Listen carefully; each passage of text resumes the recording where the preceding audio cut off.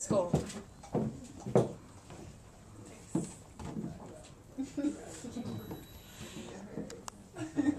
All right. When he said Barbie was the theme of the reading, excuse me. I figured there was going to be a good amount of overlap. It's one of those subject matters, but it's interesting to see where it kind of comes out. I'm going to keep this as a safety blanket, but this is called the open letter. So we go back, like way back.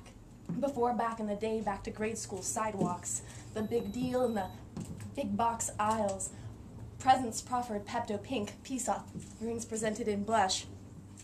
You dominated. All right, hold on. We're going to do that over again. You want some water? You want some more absinthe? Solve the problem with the problem. I've seen her drink before. I didn't respond. No, I'm back. We're gonna do this all over again. So we go back, like way back, before back in the day, back to grade school sidewalks, the big deal in the big box aisles, presents proffered Pepto Pink, peace offerings presented in blush. You dominated the other dolls with your replicated presents, your plethora of not included with purchased possessions, your fixed face smiles, but you know, Barbie, you never meant shit to me. With your candy floss locks and minuscule finery, pool parties, convertibles, couture, I'm totally over you.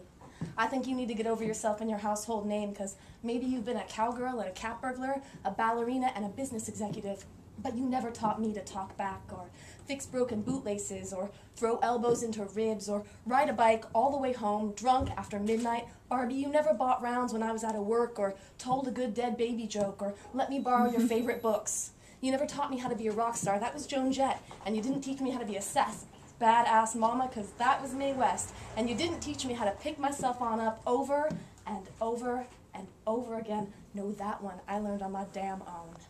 You never told me how to watch my finances, or my swearing, or my back. Barbie, baby, you ain't got shit on me. I can throw a punch and drive a truck and laugh when I fall down skateboarding. I can order takeout. I can reminisce. And maybe you've been an astronaut and a world ambassador, but you've never sneezed, or stretched, and scratched. And yeah, you've got vacation homes, and a marketing team, and a billion of those tiny little high-heeled shoes, and color arcs like oversaturated acid rainbows, but I have a clit, so I'm pretty sure that means that I win. Now I hear what you're saying, but I'm not jealous.